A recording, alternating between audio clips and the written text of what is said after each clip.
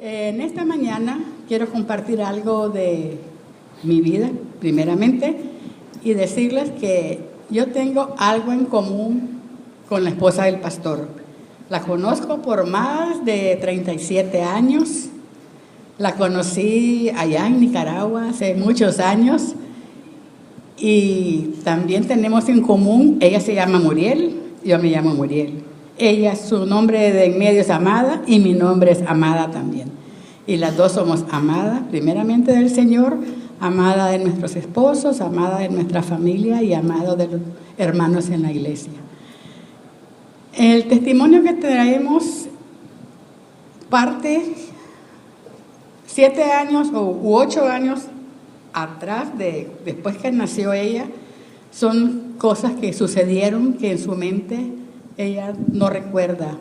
Y en mi mente ya también recuerdo poco, pero todo lo que el Señor ha hecho en nuestras vidas. En 1979, allá en Nicaragua, hubo una guerra, una revolución.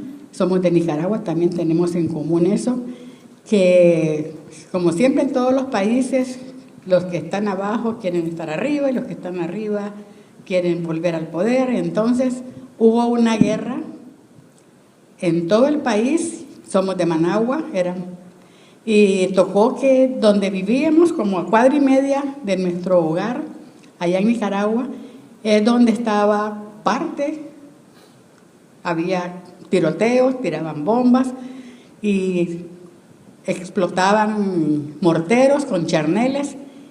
Y en ese tiempo solo teníamos 2 hijos, Marcela, que está aquí presente, y Jorge Isaac, que era el mayor. Mi primer esposo, él falleció más adelante en el testimonio, voy a narrarlo, y mi esposo actual, que está aquí presente, él es de San Antonio. Y mi primer esposo, su nombre era Jorge, así que cuando me refiero a él, y escuchen el nombre de Jorge, me refiero a mi primer esposo. Y bueno, en ese tiempo teníamos nada más 2 hijos y decidimos abandonar nuestro hogar para irnos a un refugio cuadras más adelante de donde vivíamos, porque sí estaba muy difícil. Los niños tenían apenas 5 años y 3 años la menor, que en ese tiempo era Marcela, que está presente aquí, y le estaba afectando mucho, le afectó mucho ese tiempo de la guerra. Ella se despertaba en la noche en el refugio donde estábamos pidiendo cosas difíciles de encontrar. Ella que quería Coca-Cola helada, no había electricidad, y lloraba que quería Coca-Cola helada. Después que quería mango, no era temporada de mango tampoco. Le había afectado bastante ese periodo de guerra, de las bombas y las personas gritando y corriendo. Pasando esa etapa, a los pocos meses, Jorge, él era líder allá en Nicaragua, era muy conocido entre los cristianos, y pasada la revolución, todos los militares fueron a la cárcel. Los que no fueron a la cárcel pudieron huir, salir del país, y se empezó un proyecto para las mujeres, un proyecto de costura, enseñarles a coser a las esposas de militares para que se pudieran sostener.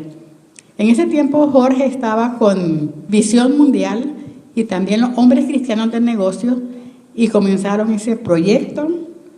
Llegaron las máquinas, se hizo todo para que las esposas de todos los militares pudieran tener una forma de entrada de dinero para sostener a su familia.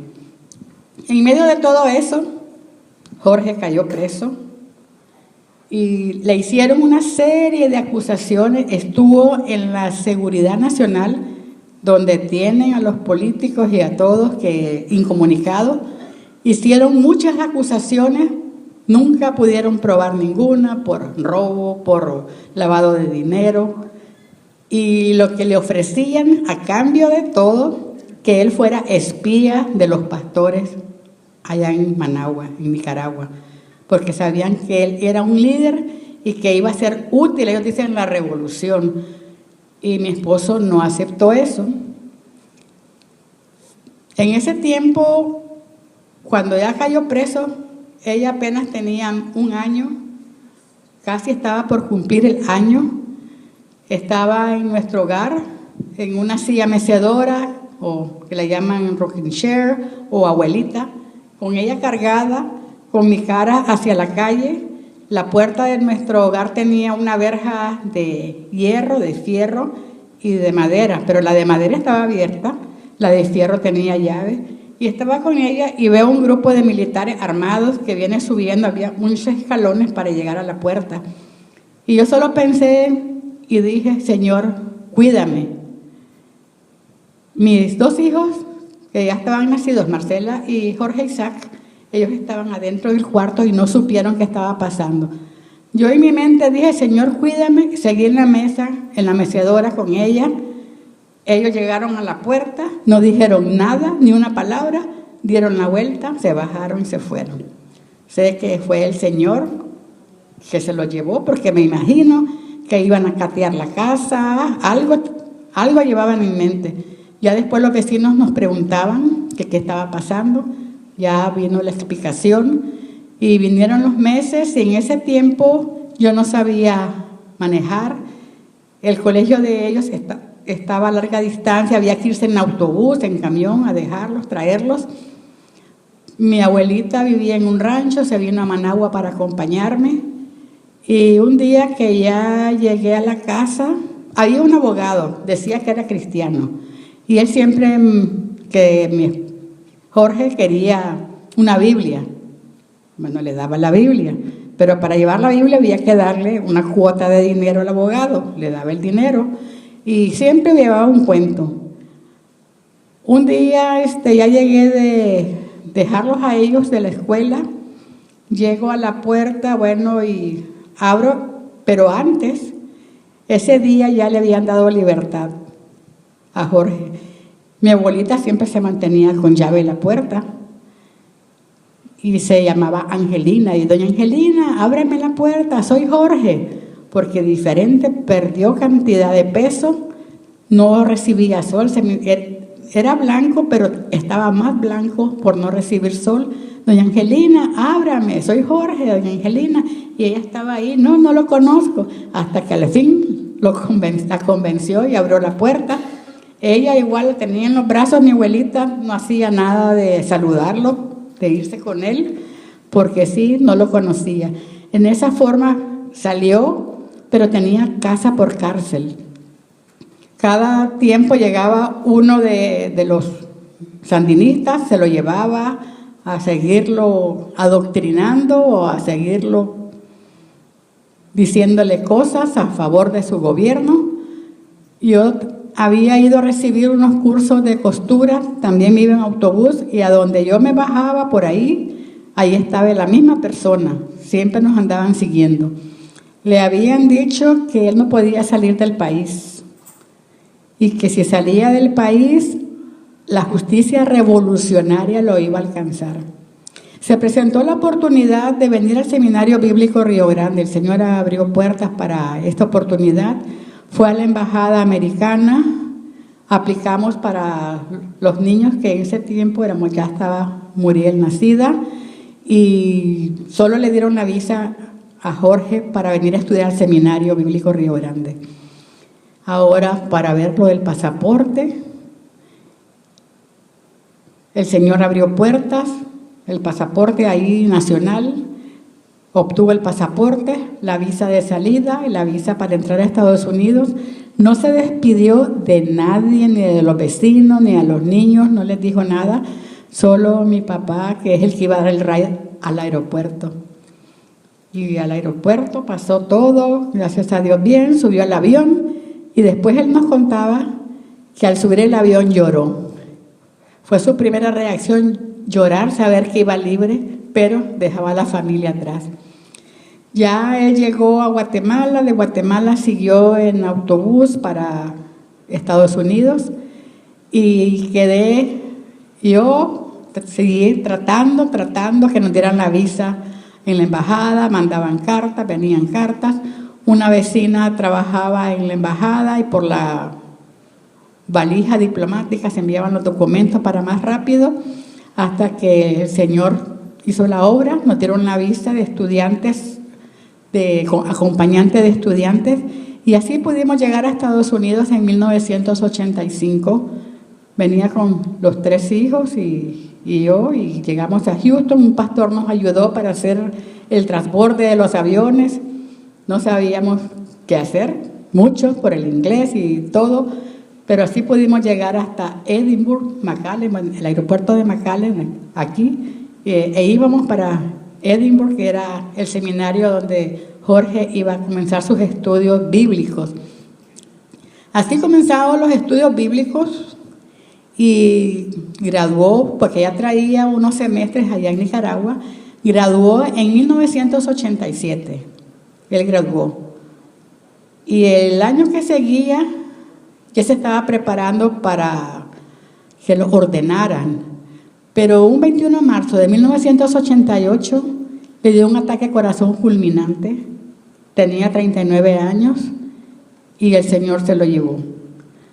Y ahí, con 3 niños, tenía hermanos en Carolina del Norte, en Miami, me decían que me fuera con ellos, que iba a estar haciendo sola allí en el seminario con 3 niños. No conocía a nadie de familia, conocía ya algunos hermanos en la iglesia, pero de familia nada. Mi mamá y papá estaban en Nicaragua todavía. Yo muy tempranito marco el teléfono, nunca acostumbraba a llamar a mi mamá allá en Nicaragua porque no tenían teléfono, con la vecina. Y ¿cómo está, mami? Bien. ¿Y qué milagro? Y me quedo callada yo. Ay, mami, murió Jorge. ¿Qué me decía? Que murió Jorge. Yo haciéndome la fuerte. Mi mamá siempre ha sido una persona bien fuerte, bien fuerte. Comienza a dar gritos y gritos y gritos. Ahí los vecinos pensaban que era mi papá, que ya había tenido varios ataques de corazón y derrames. Y bueno, a raíz de la muerte de Jorge, el día del funeral, nosotros estábamos en el funeral y en Nicaragua mi papá le dio un stroke, un derrame cerebral. Ya no sabía si llorar por Jorge, llorar por mi papá, pero el Señor usó esos medios para que me olvidara un poco del dolor de haber sepultado a Jorge y estar pensando y orando, pidiendo oración por mi papá. El Señor lo levantó y así continuó para Muriel. Toda esa etapa, ella no la recuerda, era fiesta, ir al ataúd a verlo, ir, jugar, venir. Pensaba yo que no le había afectado, pero una vez la maestra es cristiana, todavía creo que existe, Miss Alemán, y la encontró llorando ahí en su salón de clase.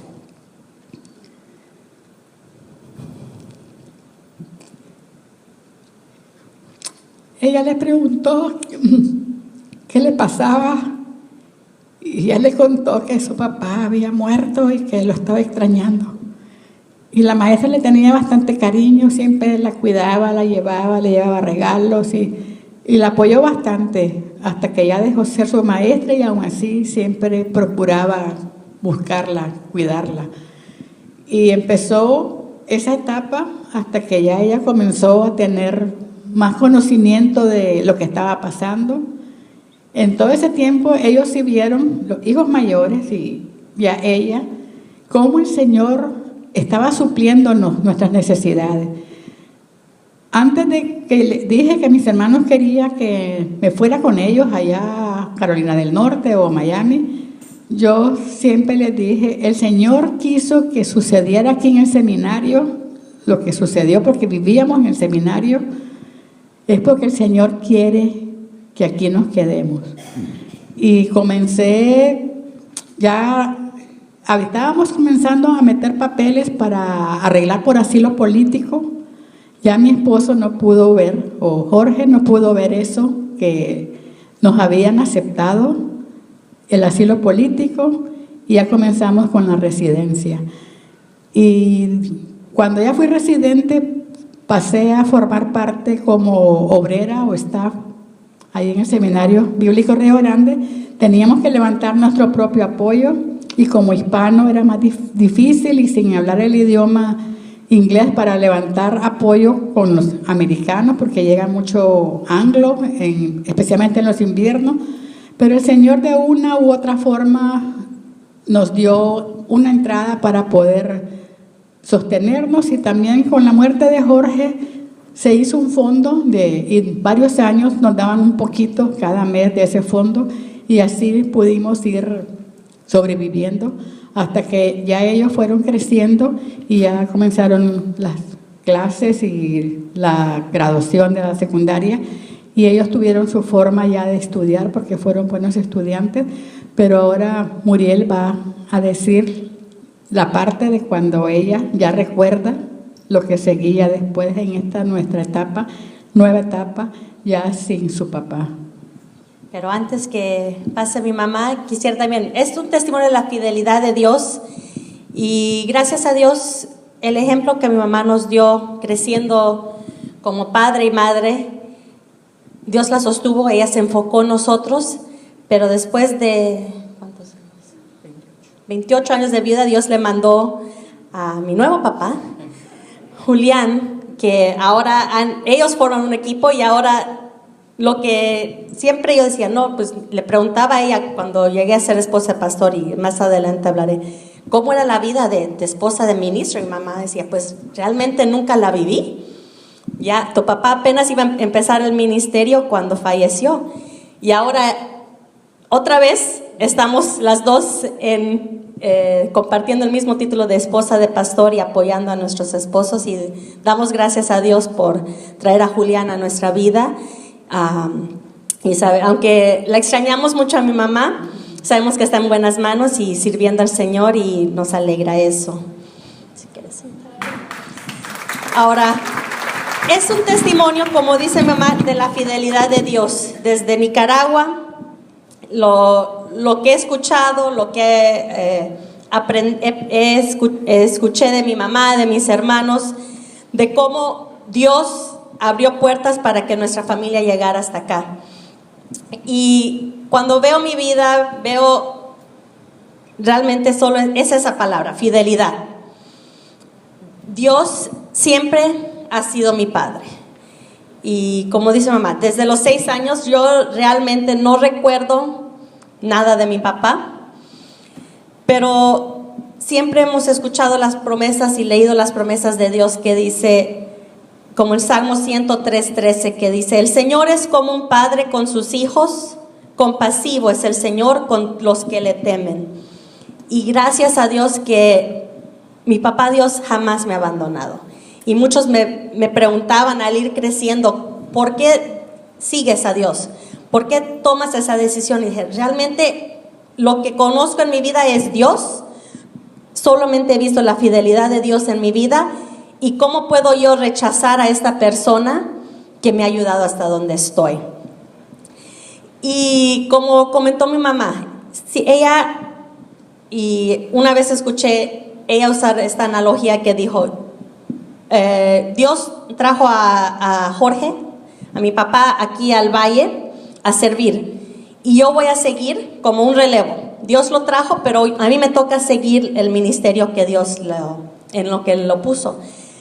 Pero como dice, era misionera, tenía que recaudar fondos mes tras mes, y realmente no crecimos teniendo mucho en lo que es lo material.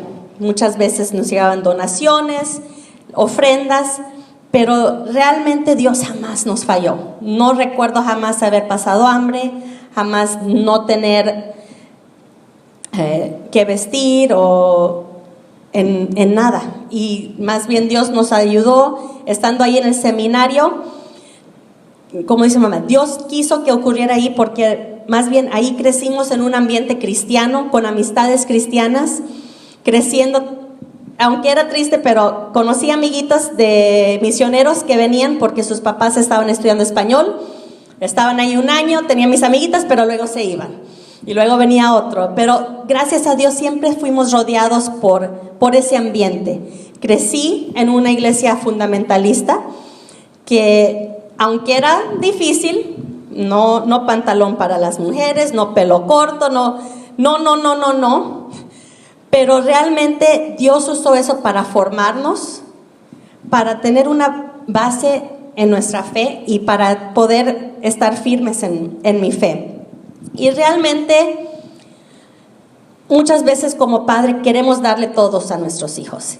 Y realmente la pregunta que quiero hacer es, ¿qué es lo mejor que pueden dar a sus hijos? ¿Es dinero? ¿Es riquezas? Muchos trabajamos y trabajamos porque queremos que tengan más, que tengan lo que no tuvimos. Pero recuerdo una vez, yo estaba en la high school y un sustituto, pues mi nombre de soltera es Arróliga, no es muy común, aquí en el Valle no se escucha. Y vio el nombre y dijo, Arróliga. Y me pregunta, ¿tu papá era Jorge Arróliga? Y yo dije, sí, era mi papá. Y él dijo, yo lo escuchaba en Radio Esperanza. Yo llegué a ser cristiano escuchando las predicaciones de tu papá. Y yo recuerdo el día que él falleció. Y me quedé yo ahí agradecida a Dios, porque como yo no tengo memorias de mi papá, lo que yo sé de él ha sido de esos testimonios. Ha sido de ese legado de personas que dicen, tu papá servía a Dios. Mi papá desde los 16 años trabajó en ministerio de radio. Y veo las fotos, escucho los testimonios y realmente digo, ese es el legado y eso es lo mejor que cualquier persona puede dejar para sus hijos.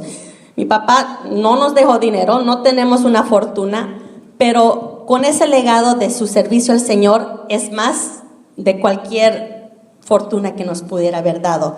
Así que realmente como padres debemos ver qué ejemplo, qué legado estamos dejando para nuestros hijos. Así que creciendo, Dios proveyendo y gracias a Dios que me ayudó y pude salir segunda en mi clase en high school. Y como soy la menor y por muchos años, claro que yo quería ser diferente. Mi hermano y mi hermana se quedaron aquí en el Valle a estudiar y yo le dije a mi mamá, no, yo me quiero ir a estudiar lejos. Dice mi mamá, creo que, pero ¿cómo lo vas a pagar? Si quieres ir te va a costar. Y bendito Dios que por mis estudios, por su ayuda, por la fidelidad de Dios, obtuve una beca donde mis 4 años fueron pagados. La única responsabilidad de mi mamá era creo que $1,000 al año en una universidad que cuesta $50,000 al año. Gracias a Dios pude estar en es una de las 10 mejores universidades en los Estados Unidos.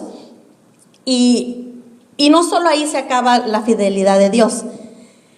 Yo me quise ir, pero no, me quise ir a un lugar donde hay invierno, donde hay nieve. Dice mamá, ok, pues va a estar frío, va a haber nieve, ¿qué vas a hacer ahora? Y la universidad donde yo fui, había un presidente de un banco aquí en Edinburgh que me conocía y él había asistido a esa universidad. El verano antes de irme, él dijo, no, pues vente, trabaja conmigo y así ahorras algo. Ok. Y casi terminando el verano, llega mi supervisora, que también había, y dice, tengo este catálogo, que es un catálogo de LL Bean, que es pura ropa de invierno. Dice, y Mr. Gandy me ha dicho que lo que necesites, te ayude yo a escoger lo que vas a necesitar, porque yo ya he estado ahí y que te lo compre. Y dije, wow.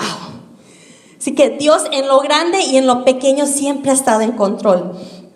Y realmente recuerdo y veo como en Lucas dice, considerad los lirios, cómo crecen, no labran ni hilan, y os digo que ni Salomón en toda su gloria se vistió como uno de ellos. Porque Dios hasta vestimenta de invierno me estaba regalando. Como dijo mamá, no es fácil criar a hijos como madre soltera, pero Dios es fiel. Y Dios promete que si uno instruye al niño en su camino, aun cuando fuere viejo, no se apartará de él. Así que cuando yo me quería ir a esa universidad, como no era cristiana, les comenté, mi pastor y la iglesia donde crecí, el pastor le dijo a mi mamá, no la dejes ir. No es una universidad cristiana, ¿quién sabe qué le va a enseñar? ¿Quién sabe cómo va a volver o si va a volver o qué le va a pasar allá? Y ahí fue una batalla. Y mi mamá ahí aconsejándome dijo, y le dijo al pastor, yo sé lo que ella ha aprendido aquí en la iglesia. Mi mamá confiaba en esa promesa, que la hemos instruido y no se va a apartar. Pero realmente, y veo jóvenes y papás de jóvenes, es ese fundamento desde pequeñitos donde uno tiene que ir guiándolos, y para que ya cuando nuestros hijos sean jóvenes, ellos tomen la decisión. Así que me fui a la universidad, y claro, muchos se van a la universidad y lo primero es buscar grupos. ¿En qué me voy a involucrar? ¿Dónde voy a buscar mis amistades? Hay mucha libertad, especialmente estando más de 4,000 millas de casa. Pero ahí yo tomé la decisión, no, lo primero que tengo que hacer es buscar una iglesia.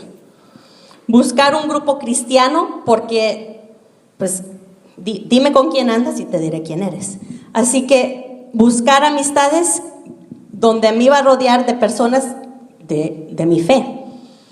Y realmente se me hizo, no sé, es interesante porque muchos grupos, y hay un grupo de latinos en la universidad donde fui. Yo jamás fui a ninguna junta de los latinos.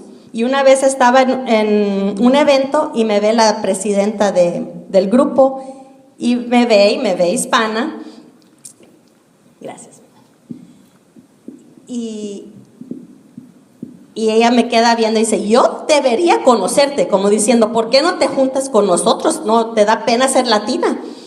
Le dije, pues no voy a esas juntas, pero porque tengo otros grupos donde más me identifico. Pero ahí dije, ¿cómo la identidad de uno es lo que lo define, ¿no? Y ahí dije, no, pues yo, primero cristiana que latina. Primero, y justo en mi grupo, mi mejor amiga era una negrita, y teníamos coreanos y japoneses, y era otra identidad, porque nuestra identidad era Cristo. Así que ya me establecí en el grupo, encontré una iglesia, gracias a Dios, unos pastores que nos querían como sus hijos. A veces nos invitaba a casa, no, dime, si no, háblale a tu mamá, yo te cocino lo que ella quiere, lo que tú quieras, si la extrañas. Pero ya estando lejos, ya no era mami el domingo en la mañana diciendo, ya es hora de ir a la iglesia, ya era una decisión personal. Pero como Dios ya había obrado en mí desde pequeña, yo felizmente me despertaba, creo que era la única en todo el dormitorio que estaba despierta un domingo por la mañana, pero despertaba, aunque había nieve, para ir a la iglesia. La iglesia estaba como a una milla de la universidad, pero los pastores pasaban por nosotros. Pero es eso, si enseñamos a nuestros niños desde pequeños qué es lo importante, ya de grandes, aunque no estén con nosotros, aunque no estén en casa, van a tomar las decisiones correctas, van a decidir. Y siempre, un domingo yo bien podría decir, no, pues mi mamá no va a saber si no fui. Pero era eso, era saber cómo puedo seguir si no empiezo mi semana con Dios. Así que gradué y Dios seguía fielmente bendiciéndome. Vuelvo aquí al Valle y ahí vuelvo con el presidente del banco. Y uno dice, pues uno gradúa, solicitudes, tocando puertas. No, yo voy y le digo, pues gradué, quiero trabajar. Y como Dios es grande, el presidente del banco me dice, ok, ¿quieres trabajar? ¿Y qué te interesa? Pues el banco. Dice, no, pues tenemos diferentes áreas. Visita con tal persona, tal persona, tal persona. Ya cuando visites con ellos, me dices en qué departamento quieres estar y ahí vas a estar. Jamás. Cuando a alguien le ofrecen un trabajo así. Más bien le dicen, no, vas a empezar aquí y ya. Así que Dios siempre ha sido fiel. 10 años trabajando en el banco. Y ahí ya tuvimos a Anabela, tuvimos a Lucas y dije, no, es tiempo de un cambio. Y ahí tomé la decisión de sacar mi certificación de maestra. Ya, totalmente otro mundo, desde de las finanzas a maestra. Pero ahí llevo 10 años, acabo de terminar mi 10º año, y Dios, más bien en los últimos 4 o 5 años es donde Dios ha estado obrando más en mí, de por qué Dios me tiene ahí. Ahora, los que no son maestros, algunos papás saben, la presión de maestra realmente es resultados, el STAR y los resultados y qué calificación y qué está pasando. Pero hace 4 años yo estaba trabajando con una escuela, con Vanguard, y a la segunda semana de clases me dijeron, no hay fondos,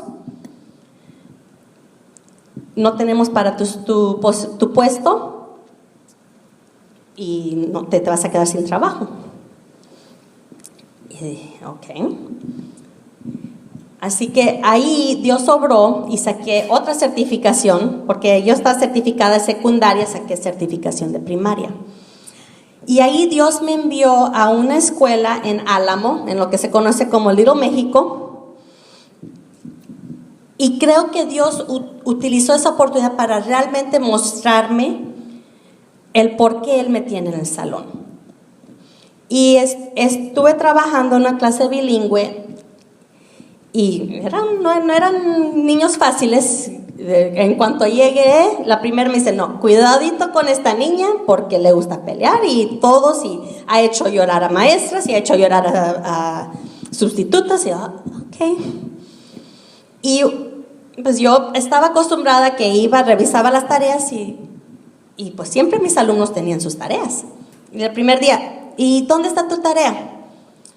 No la hice. ¿Pero por qué no? Yo sorprendida porque jamás me había pasado eso. Es que anoche estaba en la casa y a mi mamá se la llevaron a la cárcel. Y a eso me impactó. Una niña de 8 o 9 años, sí, se la llevaron y pues estoy con mi hermana, pero no sabemos si vamos a quedarnos con ella porque ella también tiene problemas y tal vez nos van a quitar. Y me impactó y le pregunté a mis compañeras y dicen, sí, así ha sido toda su vida. Y ahí Dios me mostró, dice, de que Dios me tenía en el salón más para trabajar con los corazones de mis alumnos, para ministrarles. Y muchas veces con esa niña y con ese grupo, pues uno sabe, ya hablan mucho y uno empieza a elevar la voz y ahí Dios me hablaba y decía, si gritas, ¿tú crees? Esos niños en casa reciben gritos. No es lo que necesitan. Y ahí yo estaba y Dios me hablaba y decía, yo no. Dice, ellos en casa les gritan. Aquí, si sigues gritando, no es lo que necesitan. Y ahí Dios empezó a obrar en mí de que Él quería que yo les mostrara amor, que les mostrara comprensión, que les mostrara misericordia. Y realmente ahora, cada mañana, porque oramos como familia, esa es mi petición. Le digo, Señor, ayúdame a mostrar tu amor con mis alumnos. Y aunque ya gracias a Dios volví con la escuela que estaba antes, pero realmente con esa oración veo cómo Dios me ha dado sabiduría. Y en Job dice, he aquí que Dios es excelso en su poder, qué enseñador semejante a Él. Digo, ¿de quién más puedo aprender como maestra que el del maestro de maestros? Y Dios me ha ayudado, no solo con los alumnos en Álamo, pero ahora donde estoy, de ver a esos niños con los ojos de Él, con ojos de amor. Porque a veces, y hay niños, yo este año tuve un niño que, de repente yo miraba y andaba gateando por ahí. Niños de 8 o 9 años que uno dice, no, ya no deberían estar haciendo eso. Pero yo decía, no, es que este niño necesita algo más. Y oraba por él. Tenía otro niño que, siempre quería estar pegado a mí. no, y abrazo y quería atención. Y yo miraba y decía, no, este niño lo que necesita es amor, necesita cariño. En vez de regañarlo, es apoyarlo para que pueda crecer. Y realmente veo que Dios me tiene en ese, más que un trabajo, es un ministerio, donde los niños puedan ver lo que Dios puede hacer con ellos. Y gracias a Dios estoy en una escuela donde puedo hablar de Dios, puedo orar por ellos, cumplen años y ya empiezo al principio y ya al final ya todos me dicen, no, hoy cumpleaños le toca orar por mí, porque es mi costumbre, les cantamos, oro por ellos, que Dios les guarde. Y hasta tuve una alumna que era testigo de Jehová y pues no celebran cumpleaños, y la niña pues estaba, no, pues es mi cumpleaños, pero pues ella, es mi cumpleaños, pero no es mi cumpleaños, y le dije, pero ¿puedo orar por ti? Y dice, pues le pregunté a mi mamá y dijo, pues si es algo de Dios, que no hay problema. Así que pude orar por ella en su cumpleaños. Y así que uno va aprendiendo. Pero realmente en todo eso, y es difícil, el hilo va y viene, porque en esos 10 años, otra vez volviendo a la fidelidad de Dios, cuando el pastor me pidió dar mi testimonio, dije, es que son tantos temas, tantas épocas donde veo, ok, Dios como mi padre, Dios como mi proveedor, Dios como mi maestro. Y digo, y también no podemos olvidar de Dios mi sanador. Hace 4 años, mi niñita Anabela estaba en 3er grado, ella tenía 9 años, y de repente me hablan, yo trabajaba, ella estaba en su escuela, mi escuela estaba al lado, me hablan, estoy yo comiendo felizmente, yo les puedo decir exactamente lo que estaba comiendo ese momento, y me dicen, la niña se ha enfermado. Y se me hizo muy raro, porque cuando se enfermaba la niña, le hablaban a mi hermana, que gracias a Dios siempre ella iba por ellos, o va por ellos si lo necesitan, o le hablaban a Caleb. Qué raro que no. Bueno, y me fui caminando y entro, apenas paso las puertas de la escuela y sale la directora, dice, estaban afuera, regresó, vomitó y luego así está. En eso entro a la enfermería y está la niña, sus ojos abiertos, pero no responde. Se notó que no reconocía, no respondía. Y la directora no sabemos qué hacer, y la enfermera tratando con ella. Ese fue un 26 de febrero. Y hemos intentado hablarle a su esposo, pero no contesta. Y le dije, ok. Y dijo, pues, ¿qué pasa? Le hablé a mi hermana y esto está pasando. Y dice, no, pues que se la lleven al hospital. Y en eso dicen, no, pues no sabemos si se golpeó la cabeza, porque unos niños dicen que se golpeó. Y en eso estoy hablando a mi hermano, que también es enfermero de hospital. Y le dije, la niña la vamos a llevar al hospital, ayúdame para que la vean. Y él empezó a trabajar ahí, pero me dijeron, no, tenemos que llevarla regional. Mi hermano trabaja en Edimburgo, trabajaba en ese tiempo. Y porque como fue golpe de cabeza, ellos son los únicos que pueden tratar con eso. ¿Ok? Donde sea, pero vámonos. Y en eso vamos, me voy con ella a la ambulancia, llegamos, y al llegar al hospital es que ven que tiene un tumor en su cabeza. No había tenido ningún síntoma, ninguna queja hasta ese momento. Pero igual, como Dios en su plan y como todo está bajo control, yo estaba en la escuela al lado. Un año después yo ya no trabajaba ahí. Ese momento Dios me tenía ahí para eso. Así que llega el médico, no, tenemos que operarla automáticamente al siguiente día, y claro que muchos dicen no, que no la operen aquí, que se la lleven a Houston, que se la lleven a San Antonio. Y realmente, como dice Filipenses, dice, si el versículo dice que pidamos a Dios, agradeciéndole lo que Él nos ha dado, y la paz que sobrepasa todo entendimiento nos llenará. Y recuerdo que estábamos con ese dilema de qué hacemos, la llevamos. Mi mamá se quedó con la niña porque todavía no despertaba, Caleb y yo fuimos a la casa por algunas cosas y en eso íbamos orando y hablando y dijimos, ¿qué hacemos? Le dije, si Dios la tiene ahí, Dios la ha puesto, le dije, nos quedamos. Y la operaron, gracias a Dios despierta ella, pidiendo, lo primero que le pide al doctor es, necesito una excusa porque hoy tenía spelling test y no fui a la escuela. Y el doctor se queda como, ¿qué? Sí, porque mi maestra necesita una excusa porque hoy falté. Y tengo mucha hambre, ¿puedo comer? Y el doctor no podía creer de que la acaban de operar y ya estaba pidiendo comida. Y aún ahí estuvo, le dan de alta el 28 de febrero, que ahí otra vez la mano de Dios. En esa época la niña tenía chip, que se vencía al final de febrero.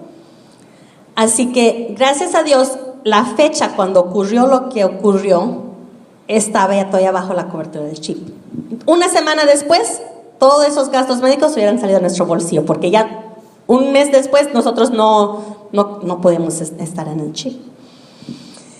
Así que vimos la mano de Dios. Dijimos, ok, es una prueba difícil, pero pudimos ver cómo amigos de la iglesia, en el Facebook, iglesias, otras iglesias por todo el mundo orando por nuestra niña.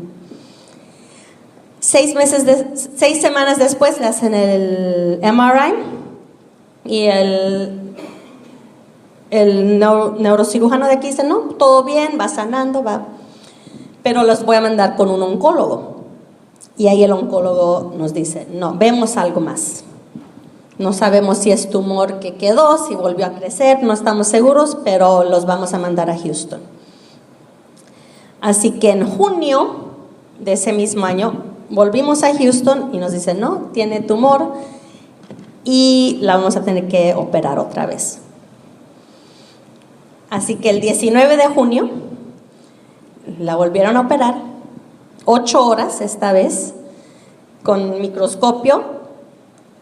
Y como es el área detrás del oído izquierdo, que es el área que controla el habla. Como ya muchos conocen a Anabela, nada le pasó, está, gracias a Dios, muy bien. Pero para asegurar que no afectaran el habla, tenían que despertarla, porque tenían el cirujano era especialista en esa área. Así que Dios moviendo, el cirujano dice, escogí a este anestesiólogo, no, el anestesiólogo nos habló antes de la cirugía. Escogí a mi asistente porque ella es mamá, dice, porque como es chiquita y realmente no hemos hecho con alguien tan pequeñita, sabemos que ella va a poder cuidar de ella. Cuando la despertaron a medias para hablar con ella. Y en eso la despiertan, hablan con ella, se aseguran que todo va bien y luego ya la volvieron a dormir. Y gracias a Dios otra vez sale de la cirugía. Ya la siguiente mañana ya la habían sacado de cuidados intensivos. Nunca se quejó de dolor, nunca se quejó no tuvo que hacer ninguna terapia. Siguió adelante. Pero como salió que era un cáncer, un tumor grado 3, que ya es considerado maligno, el neurocirujano dijo, esta vez quisiera hacer radiación para asegurar que eliminemos cualquier célula. Y dijimos, ok, pues radiación no hay problema. Dicen, sí, pero es lo mejor para su edad y como es en la cabeza, es radiación protónica que solo hay aquí en Houston. Dijimos, pero nosotros vivimos en el valle. Dice, sí, tendrán que venirse porque son 6 semanas, son tratamientos diarios, así que van a tener que reubicarse. Dijimos, pues, ¿qué hacemos? Como era verano, yo no estaba trabajando ese tiempo. Dijimos, ok, nos vamos, pero ¿qué? ¿Dónde vivimos? Un hotel nos va a salir. Y ahí Dios abrió puertas. Una iglesia en Houston, no conocemos a nadie en esa iglesia. Un amigo habló con ellos y ellos dijeron, nosotros primero dijeron, tenemos una casa, una hermana de la iglesia no está y pueden quedarse acá. Okay, gracias a Dios. Y luego nos habla el pastor de la iglesia y dice, es que dice, no siento paz. La casa sí está en Houston, pero los que conocen Houston es enorme. Y dice, si se quedan en esta casa, van a tener que pagar el toll para llegar al centro donde es lo médico, 45 minutos. Y dice, no siento paz, no quiero que tengan ese costo adicional. Queremos encontrarles algo. Y nos encontraron un departamento en el centro médico, que estábamos a 5 minutos de donde eran los tratamientos. Ellos pagaron las 6 semanas de renta y nos bendijeron de esa manera. Dijimos, ¿cómo Dios toca corazones y provee? Y gracias a Dios pasó todo. Cada vez que se llevaban la niña para su tratamiento, nuestra oración era, Señor, que no haya ningún efecto secundario de la radiación. Y terminó, volvió a clases, terminó la primera semana de septiembre, volvieron y entró a clases y gracias a Dios sigue buenas calificaciones, no hubo ningún problema. Pero en ese intermedio fue cuando me despidieron de mi trabajo. Yo me vine porque todavía no terminaba el tratamiento a Anabela. Caleb se quedó con los niños en Houston. Me vine porque ya tocaba empezar clases. Empecé mi semana de clases y a la semana me despiden. Ahora, otra vez, Dios. Me despiden un 31 de agosto y me dicen, hoy es fin de mes, mañana ya no tienes seguro. Pero mi niña está en Houston, le falta una semana de tratamiento. ¿Perdón? Y dije, pues, ¿cómo? Y ahí Dios, otra vez, abrió puertas, aplicamos, Medicaid, Dios proveyó, Dios cubrió todos los gastos que se tenían que cubrir.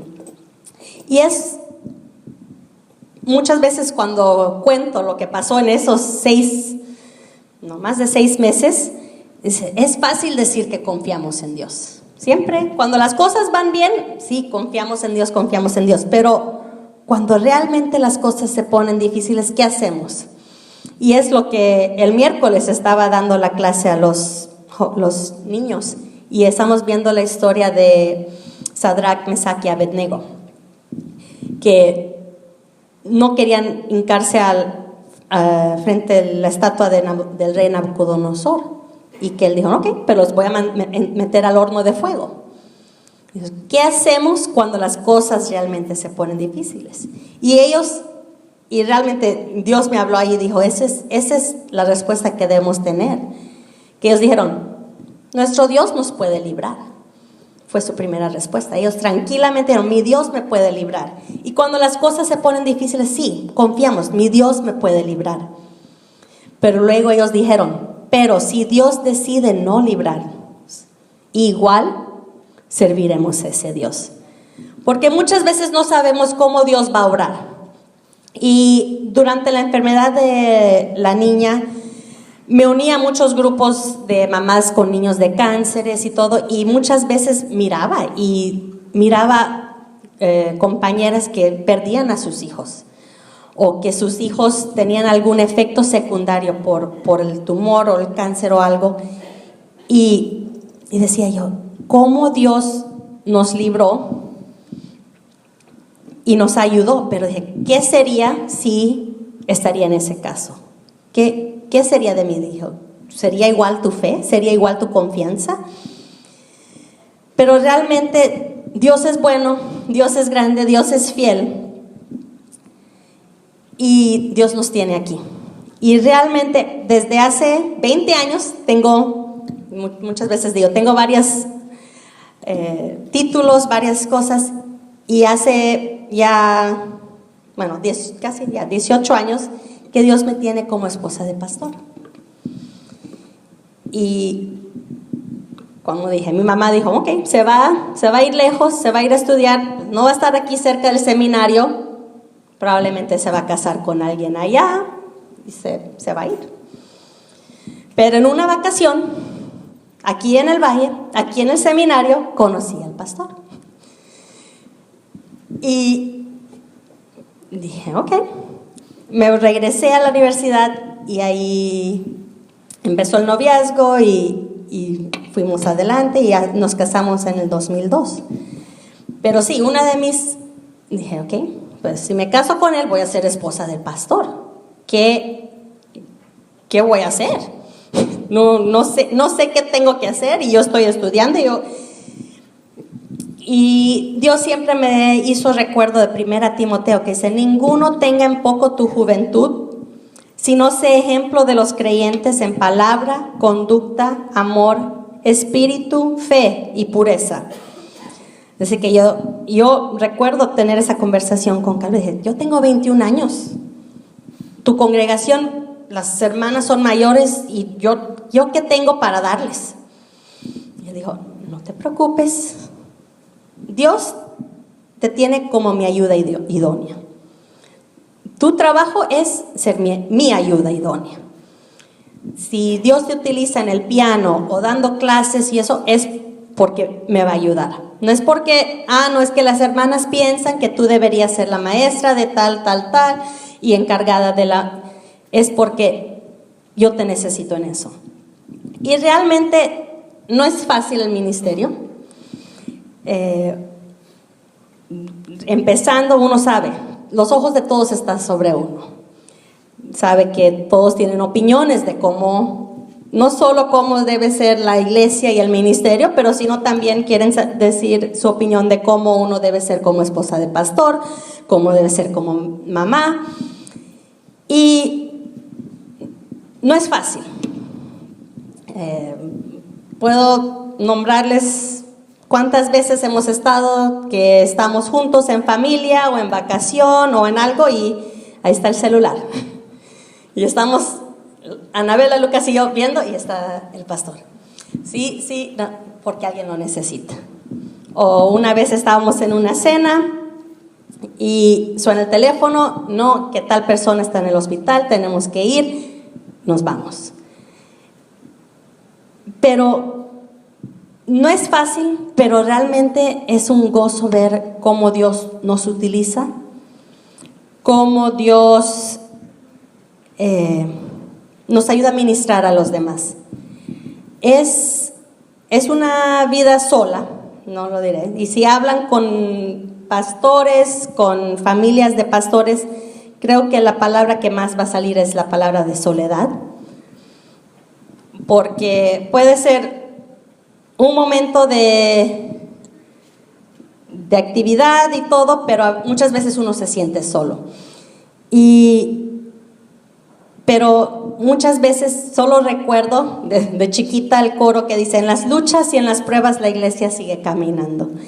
Y realmente muchas veces llega los domingos o los lunes a veces son, que llega Caleb y dice, no, que está pasando esto, está pasando lo otro, o alguna actividad, porque ustedes no ven, lo ven correteando cuando hay actividades, pero no saben la semana que yo tuve en casa, cuando él está, ¿y qué más falta? ¿Y qué más necesito? Y esto, y lo otro. Y yo, calma, va a estar bien. Y él se dedica todo a lo que tiene, pero luego él llega el domingo por la tarde o lunes y dice, ¿sabes qué? Nadie me agradeció por esto, por lo otro. No lo vuelvo a hacer. Ok, no te preocupes, yo te apoyo. Y luego viene otra actividad y ahí va otra vez. Y yo ya dije, a ver cómo nos va. Pero ese es el corazón que tiene mi esposo.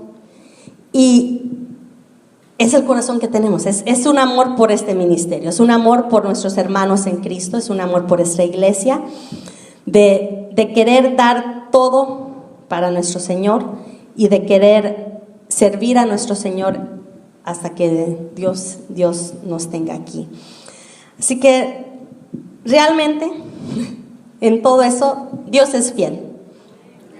Y es lo que quiero que recuerden. En tantas áreas de nuestras vidas, Dios siempre se va a mostrar fiel. Dios es poderoso y nos tiene, nos guarda y nos utiliza. Así que antes de que pase mi hermanita Ofelia, quisiera orar y agradecer a Dios por su fidelidad. Padre amado, te damos gracias en esta mañana por lo bueno que tú eres con nosotros, por el amor tan inmenso que tú derramas sobre nuestras vidas. Gracias, Señor, porque realmente tú eres fiel y verdadero. Y te damos gracias, Padre, por tu fidelidad en mi vida, en nuestras vidas, como familia pastoral, Señor. Y gracias, Señor, por esta iglesia, por este grupo de hermanos que tienes aquí con nosotros, Señor. Y nos encomendamos y solamente queremos agradecerte por tanto amor. En tu nombre oramos. Amén.